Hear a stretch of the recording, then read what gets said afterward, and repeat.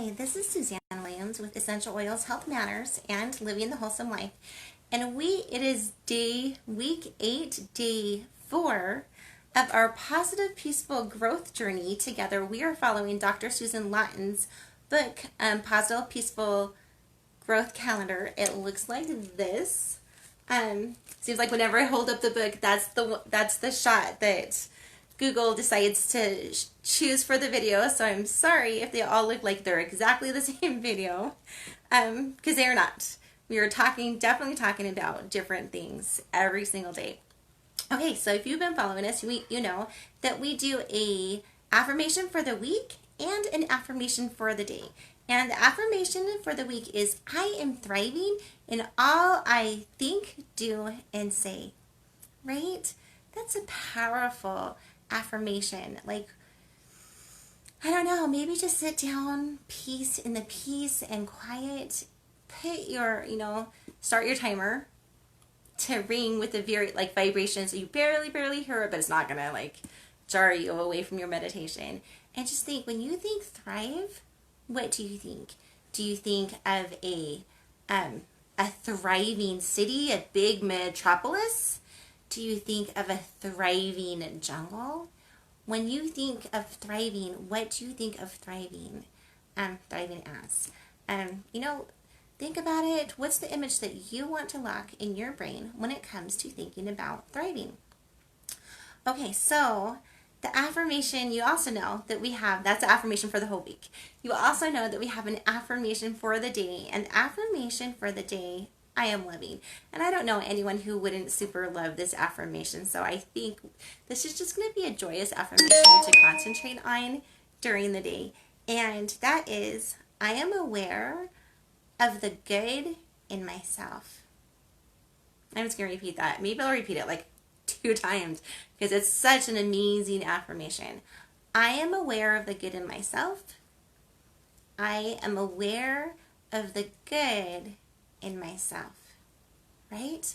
I believe that we are all children of God. I was listening to this general conference talk the other day, and this guy, or maybe it was a talk from BYU's Education Week. I can't really remember. I love listening to talks. Sometimes they kind of merge in my mind.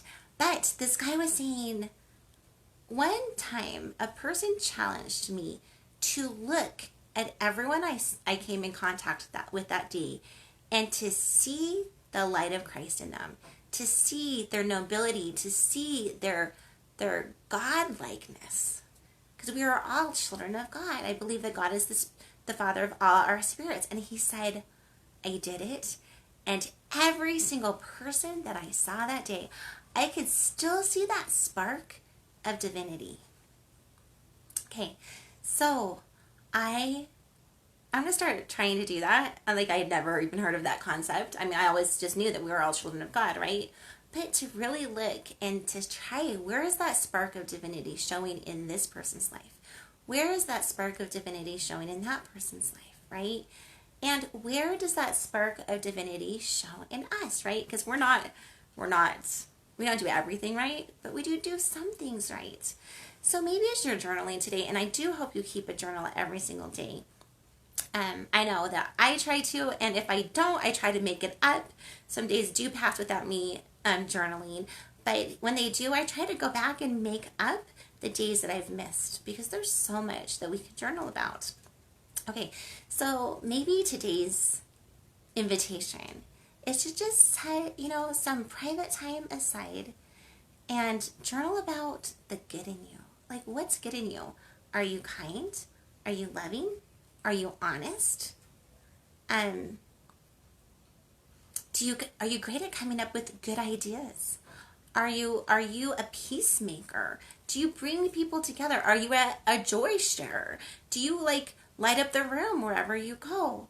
We all have different things that we do that are good. And I want you to just search out the good. And this is really why I want you to search out the good. Because I believe that there's an adversary that, well, for many reasons, okay, but I'll go through some of them. Okay, so I believe that there's an adversary who fights against God. And I believe that he gets in our mind and he talks with our own voices. Like he's a great mimicker. And he talks with our own voices and he uses our own voice to tell us, oh, you're not smart. Oh, you're not kind. Oh, you're not loving. Or, oh, you're not capable.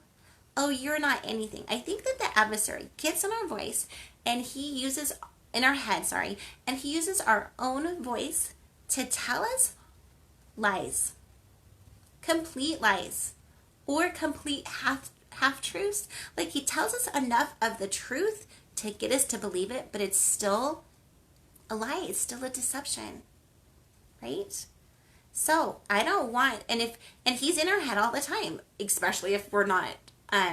He gets in our head before we realize, oh my gracious, he's back, right? And I know I was listening to a talk. In-person talk at a conference by Rachel Hollis, and she said that, she names that voice in her head. I think, was it Rachel Hollis? Okay, it may have been Brianne Heavy. Anyway, I don't know. One of the people that I was listening to said that they named that voice in their head Susan, because she's like, who can be afraid of Susan? Every Susan I've ever met was super kind, and so she basically says, Susan, you need to be quiet. I am not that way. I'm not that way. So when you get that voice in your head telling you that you're not kind, that you're not loving, that you're not gracious, that you're not smart, that you're not whatever, kick it out. Say, you know what? Can you please leave? Just leave. Just leave. Just leave. Now, are we always kind? Are we always perfectly kind? Are we always perfectly loving? Unless you're like Superman or Superwoman, probably not. Like sometimes we lose our cool. Sometimes we get stressed and we're not really thinking in our prefrontal cortex, which is where all the good decisions get made, right? Or at least that's where science today thinks that all our good decisions gets made in our prefrontal cortex. And when we're afraid or when we're angry or sad, that sometimes we can get back in our brain where our thoughts just aren't functioning correctly. And so are we always perfectly kind or always perfectly loving or always perfectly making the smart decisions? Yeah, no. Unfortunately, we're not. But that doesn't mean that we're not kind.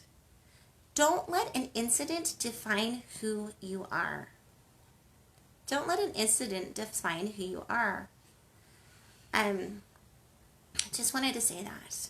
If you're trying your best to be kind, if you're trying your best to be loving, say sorry for the, apologize to whoever it was for that incident. Ask for forgiveness, make it up to them, heal their breaches, correct the wrong decisions that you've made, and then forgive yourself and remember who you are, a child of God who is doing your best to be good. Right? So again, I want you to think of the good in yourself. Now, I want to talk about that adversary, right? He wants us, I think, I could be wrong, but I think he wants us to think that we're not good, to shut down our voices. He wants us to think we're not smart, to shut down our voices. He wants to think that saying something that we think needs to be said might not be kind. And I know that we should try to say things in a kind and loving way, but sometimes things need to be said. Like as a parent, sometimes we need to say, hey, go clean your room. And I know I use that example a lot of times because I say that a lot of times to my children. We need to say, go clean your room or else you can't play. Or sometimes we need to say, you know what, your homework's not done. You can't go to that event. Or sometimes we need to say, all that candy that you got for Halloween, I am putting it away. Or maybe, like as I'm seeing on some of my Facebook posts from some of my friends, they're taking that candy that they got from Halloween and they know it is not good for my family and they are donating it to, I saw like one donation to the military for Christmas or whatever. There's so many different places to donate candy, and I'm not saying that candy is good for anyone, but I guess it can be like, sometimes it just, okay, sometimes it does make you feel better when you have a little treat. It makes you think that someone loves you. So I'm just going to put that out. Now, I put that out as someone who is definitely avoiding treats and has been for a very, very long time. So I'm not indulging in candy, but I do get that sometimes when someone gives you a piece of candy, it's like a little gift. It's like one of the cheapest little gifts that you can give to someone, and that, you know, they'll probably like it. So, yeah, candy probably has a purpose in the world, even though I don't eat it. Anyway, but, like, okay, so I want to go over the concept of the ideal and the healthy. Okay, so, and this was in one of the classes that I was attending once. They were talking about, well, what would an ideal wife do? And what would a healthy wife do? And I'm going to do that too. What would an ideal mom do and a healthy mom do? Okay, so let's go for the wife thing first, okay? So the ideal wife, might always make the bed, never have her husband make the bed. She's just going to always make the bed. And she's going to pick up his clothes. If he puts them on the floor, she's going to pick them up and put them in the hamper and do all the cooking, do all the dishes, do all the grocery shopping. She is going to, when he asked her what her favorite restaurant is, she will always name the restaurant that he likes better instead of the restaurant she likes better. So he's always eating at the restaurant that he wants to. And she's just going to let anything into the house media-wise that the husband wants to watch. And if he wants to hang out with his friends, you know, the whole day long, if he doesn't really want to work, if he wants to, you know, play all day, the wife is going to go out. Let's talk about the ideal wife, right? The ideal wife is going to go out and make all the money so the guy can do whatever he wants all day. Okay? So a lot of guys would be like, wow, fantasy wife there, right? Ideal wife. But is that the healthy wife? Nope. It is not the healthy wife. The healthy wife says, hey, you know, it kind of frustrates me when you leave your socks on the floor. Can you pick them up, please? Right? And hey, let's start seeing how we're dividing up the chores so that everyone is getting the experience of cooking or cleaning or shopping or whatever it is. And the ideal wife, the healthy wife takes turns about what she wants to do. Like on their date night, sometimes she's going to say, hey, I really want to go see this chick flick, right? As opposed to the action adventure movie, right? Sometimes she's going to say what she wants because that's what a healthy wife does. A healthy wife shares her true thoughts and her true concerns in a kind and loving way. So there's a difference between an ideal wife and a healthy wife. Okay, so now let's explore the difference between an ideal mom and a healthy mom, right? So an ideal mom lets you stay up as long as you want, and an ideal mom lets you go and play with whoever you want and lets you do whatever you want and doesn't, I don't know. An ideal mom maybe doesn't kiss you, right, or give you a hug right as she's dropping you off before school, because that might embarrass you. So an ideal mom wouldn't embarrass you, right? And an ideal mom makes all your favorite foods and never makes you eat your vegetables, because like who would want to eat vegetables when you're a kid, right? Or child. I don't really like the word kid, but as a child, who would want to eat their vegetables? An ideal mom takes you to whatever movie you want to see.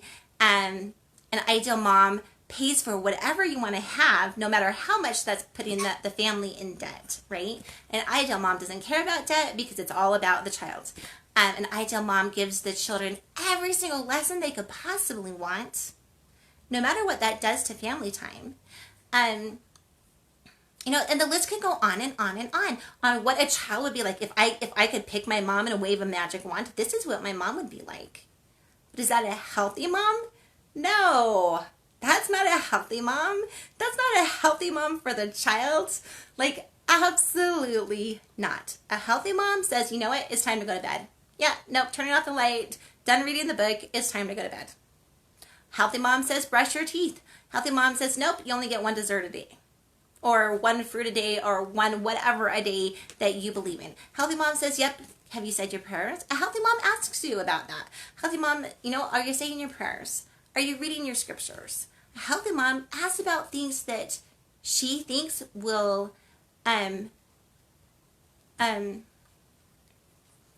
help reinforce good things to the child. A healthy mom would say, oh, let me see your report card. Ideal mom, an ideal mom never looks at the report card. She just signs it. She doesn't care, right? But a healthy mom does. A healthy mom cares about what's best. And a healthy mom sometimes has hard conversations with her children that her children don't want to hear, because if she sees them going down the wrong path, she's just not going to let them keep going down the wrong path without trying to share her wisdom and change what she thinks is not good. Okay, that's what a healthy mom does. Now, okay, so do you see the difference between like the ideal and the healthy? Do we want to be ideal? No, the ideal doesn't serve anyone. Do we want to be healthy? Yes. The healthy mom serves ourselves, and it serves our family, and it serves our society. So, as you're looking about what's good in you, don't look at what's ideal. Don't look at what's ideal. Look at what's healthy. Like Mother Teresa. Okay, I'm just going to name Mother Teresa. So if Mother Teresa would have had like an hour or two prepping and beautifying vigil that she did every morning, would have she been able to get done as much as she did for mankind?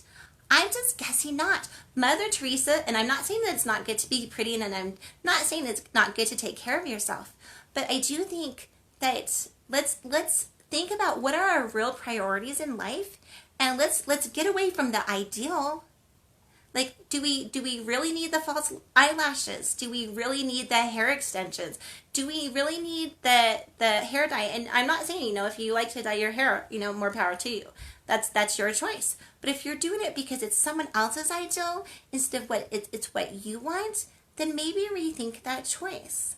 Okay, so enough talk about the healthy and the ideal. Getting back to I'm aware of the good in myself. So basically, when you're trying to be ideal instead of when you're trying to be healthy, and when you're trying to live by your core values, I think it shuts down your voice. It shuts down the good that you can do. And you need to be good. God put all these virtues in your life for you to be a voice for good. For you to be an influence, whether it's a powerful influence or a gentle influence for good, right? And you have like Niagara Falls, right, which is powerful, right? And then you have the Grand Canyon, the maybe the rain that causes erosion in different ways, and gently and slowly shapes things, right? And both can be a powerful force for good. So whether your style is being more direct, or whether your style is being more, I'm going to say kind of direct and forceful, or maybe your style is being more indirect and gentle, use the good that God has given you to lift yourself up and lift up all those around you, and make the positive changes that you see that are necessary. Okay, really quick, because we're talking about the subject of doing what you know you should do, which to me is a good. When you do what you know you should be doing, that's a good thing. That's a virtue. And I'm reminded of, oh my goodness, I should have looked it up before I got on this video, but it's Captain someone, that guy who lands the plane in, was it the Hudson River, right, in New York, right? Captain who? I don't know. Sully? I don't know. Sullivan? Anyway, someone put it in the comments. Anyway, so basically, this is what I didn't know, and I heard this talk actually at a church conference, at a stake conference once, and our stake president basically said, okay, so did you know that for the most part, it's the navigator that flies the plane, right? It's not the pilot, it's the navigator. For the most part, the navigator flies the plane. The pilot is really, and I didn't know this, so if I'm wrong, if he was wrong, let me know. But he said for the most part, it's the navigator who flies the plane, and the pilot is basically there to, for emergencies, for when things go wrong, for when you need a wiser person to say, you know what, this is what we need to do now. And so, the plane takes off, and the engines get hit by the birds, right? And the engines, boom, die. They're gone. And Captain Sullivan, he's being told different things by the air traffic controllers, and they're giving him one option, and he's like, nope, I can't do that. They give him another option, and he says, nope, can't do that. And he's like, I will be landing in the Hudson River. I think it was the Hudson River. Correct me if I'm wrong. Anyway, I will be landing in the Hudson River, and make sure you have emergency vehicles there. And they're like, what? Like, no one had ever done that before. But he's like, okay, so no one had ever done that before. But basically, when all of that happened, Captain Sullivan said, my plane, and the navigator said, your plane. And the captain took the controls and landed the plane. Now, as adults and as parents, we have control of ourselves, and we are the person who's supposed to set the rules for our house, right? And that was like the state president's whole talk on, you guys are the parents. It's your plane. Take the controls. So I'm telling you, God put all this good in you. He put all these virtues in you. And if you are a parent, take the controls. Don't let the children, although we want to include children, I know, in making rules, we should not allow a rule to be made that we completely think is bad and bad for our children. We should just not let that rule be made in our house. And you might disagree with me. So these are my thoughts.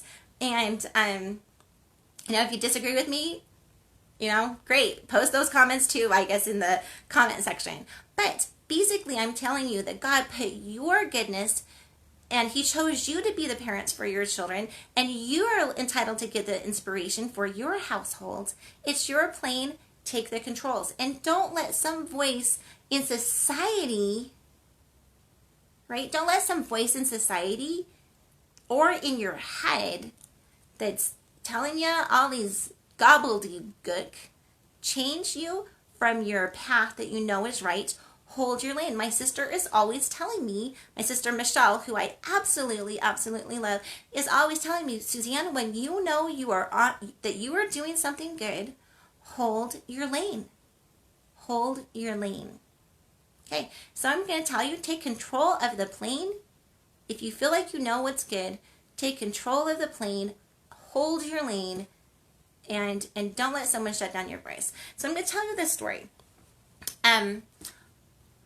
Okay, so I was living in Utah, which is a very, very religious place, and I went to the library, and I said, hey, I'm looking for some books that are good for, like 11 to 13-year-old boys to read, and I want them to have good, to be wholesome books, to have good, ethics in them, right?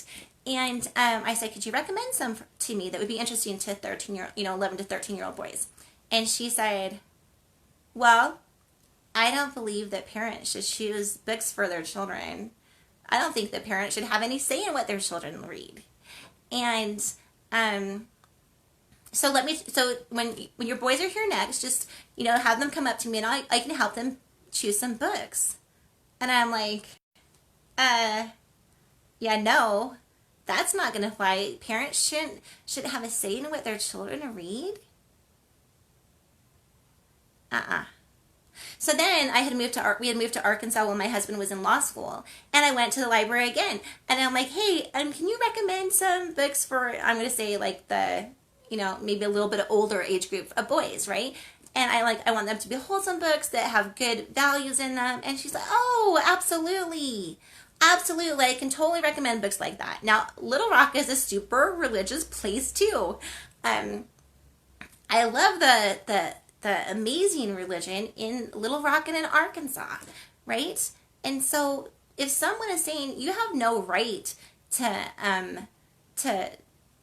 ask your children to dress modestly, or you have no right to say that they can't play with certain friends because you don't think those certain friends are good from them, like, can we all just please ignore that?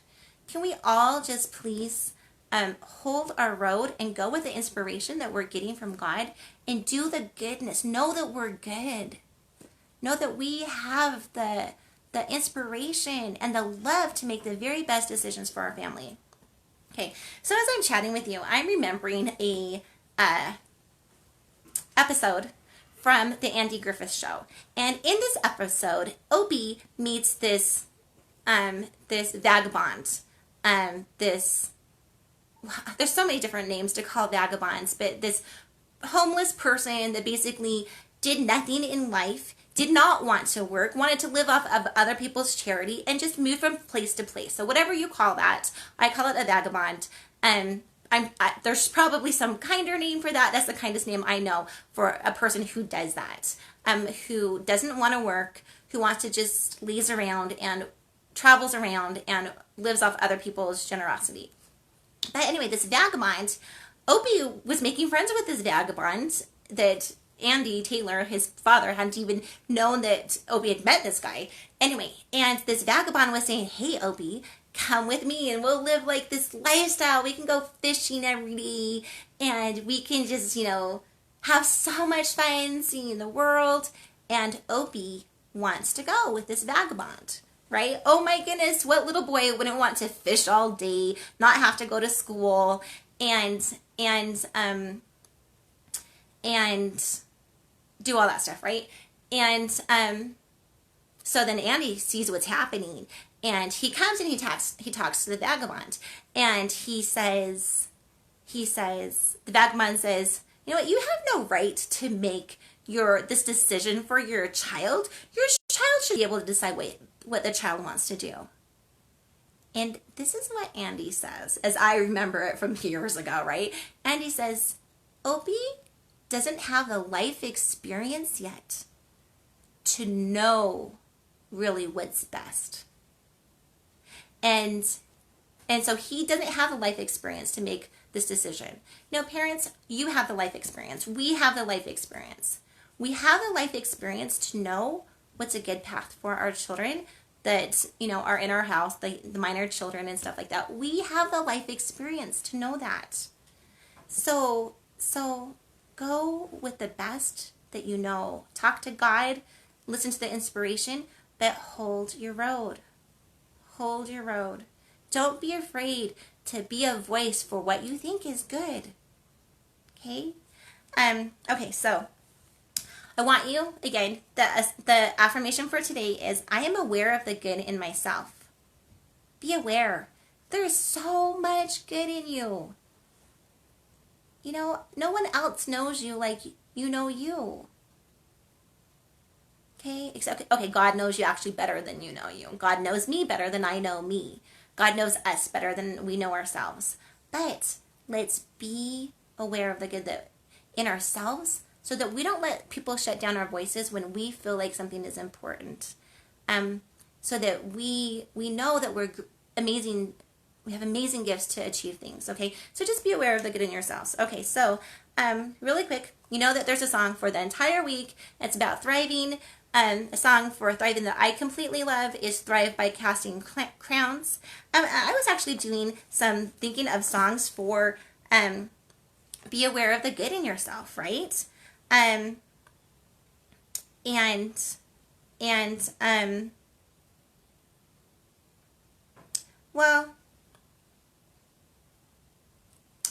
I came up with some of my favorite songs on being aware of the good in ourselves, but I don't really want to share my songs with you because I don't want to influence you on this. I want you to pick your favorite songs that remind you how good you are. Okay, I'm just going to say one. So I'm a child of God. That's one of my favorite songs when it talks about how our innate goodness, right? Anyway, so but come up with some songs for today on reminding yourself how good you are, how virtuous you are, how wonderful you are. Okay, so you know that on Tuesdays, Wednesdays, and Thursdays, if you've been following us, you know that we talk about go in depth on some of the emotional oils that we're diffusing this week. And this week we're diffusing 2 drops of juniper berry, 2 drops of eucalyptus. Okay, so 2 drops, I'll say it this way, 2 drops of eucalyptus, which is the oil of wellness, and it's super good. Eucalyptus is amazing at opening you up to new possibilities. 2 drops of juniper berry, which is the oil of the night or unknown. It's super good for if you have fears or anxieties. And 2 drops of Douglas Fir, which is the oil of generational wisdom. So this is Thursday. I'm super excited to be diving in to some of the aspects of how Douglas Fir, which is the oil of generational wisdom, how it can support us. So if you have, the first thing it can do, if you have generational issues that are negative generational issues that are hitting boom, boom, boom, boom, generation after generation, whether it's anger problems, whether it's self-esteem problems, whether it's addiction problems, addicted to drugs, alcohol, pornography, anger, whatever those problems are, if you have generational issues, maybe someone always makes maybe your family is known for making super bad decisions, right? We don't want that to happen. We don't want that to keep carrying on. We want to be the link breaker, and Douglas Fir, I believe, can help remind us and help emotionally support us so that we can decide, hey, those negative patterns in the past, with me, it's going to stop. All those negative patterns in the past, I am going to be the link breaker. I'm going to choose the healthy way. Okay? So, anyway, that's one of the things it can do. It can teach us that each new generation, I'm just going to read a little bit, but not the whole thing from this book. Oh, I'm reading from, Essential Emotions, your guide to process, release, and live free. And so I'm not going to read you the whole book, but I'm going to read you parts of it.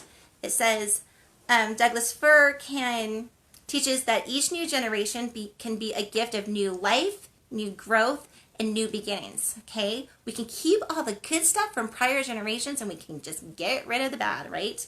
Okay. Oh, similarly, like if you find yourself something that your mom did that was unhealthy and you're like, I am never going to do that, and then you find yourself doing that, or something that your dad did that you said, I'm never going to do that, and it was unhealthy and you find yourself doing that, put on some Douglas Fir, be intentional. You can break that link. We can all break the negative links of things that we don't want to do anymore. Okay, so Douglas Fir, second thing that Douglas Fir can do. So the first thing is it can help us be a link breaker. Second thing that it can do is it can help by increasing the bonds between family members.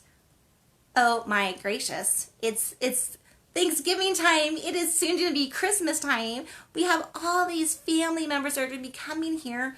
We want to make sure that we're forming tight links, tight relationships, healthy relationships, and we want to make sure we're trying to do that with our own family members. So, definitely, Douglas Fir is an amazing essential oil to put on to help with that. Now, am I going to say put on Douglas Fir and everything's going to be hunky-dory and beautiful and loving in your family?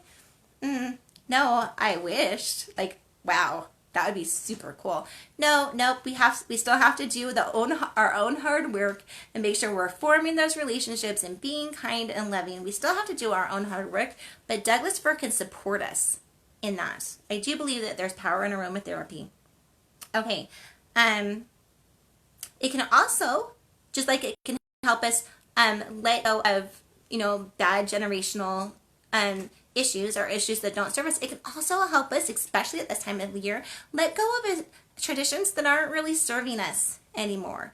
Like if in the past, I'll name one that we've done in the past that we don't need to do every single year. So in the past, we've loved going to the Festival of Lights, and the Festival of Trees, which is an event here in Utah where people decorate these absolutely gorgeous Christmas trees, and then people buy them and that money gets donated to charity.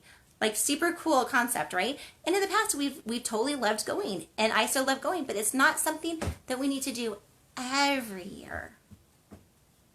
You know, in the past we've gone to A Christmas Carol or a Scrooge, one of those musicals, and we've loved it, and it's a great musical. But it's not something that we need to do every year. Every year we can pick which traditions do we want to do this year, and that's what a conversation that we had around our dinner table the other day. Hey, Thanksgiving is coming up. What traditions do you like at Thanksgiving? Which ones do you want to keep? What are some new traditions that you want to do? One of the traditions that I love at Thanksgiving is doing a family home evening, like a family gathering, where we sit down with pencil and paper and we write down 100 things that we're thankful for. And I usually give categories. I'm usually kind of like the one in charge of that event. And I usually say, okay, name 100 inventions that you're thankful for, 100 people that you're thankful for, 100 books, 100 movies that you're thankful for. It's 10 of each, not 100. Oh my gracious. Thank you, Caleb. It's 10. It's 10 of these, and we usually have 10 categories. And so you come up with it's super easy. You can think of way more than 10 people that you're thankful for. So that's one of the traditions that, yeah, we're probably going to do that every year. But do we have to have pumpkin pie every year? Or just pumpkin pie? No, we can have pumpkin pie and chocolate silk pie, or we can have pumpkin pie and apple pie, or maybe we don't even want pumpkin pie this year. Like, don't feel like just because you've done something every single year that you have to be locked in it. If you don't feel like it's serving you, it's not giving you what you need, let it go and create some other traditions. So Douglas Fir can help with that. The letting go of things that no longer serve you and the bringing in of things that will serve you more. Okay? So that's the third thing it can do. Okay, so then the fourth thing it can do is it can help children or even adults be more willing to learn from the wisdom of their ancestors. So it can help children be more willing to learn from the wisdom of their parents. It can help parents be more willing to learn from the wisdom of their parents. It can help all of us be more willing to learn from the wisdom of our founding fathers, right? It helps us see that it helps us get rid of the generational prejudice. Oh, our generation is the newest generation, and we are the smartest generation. We know everything. It helps get rid of that generational prejudice and see, oh, you know what? Other generations might actually have something to teach us.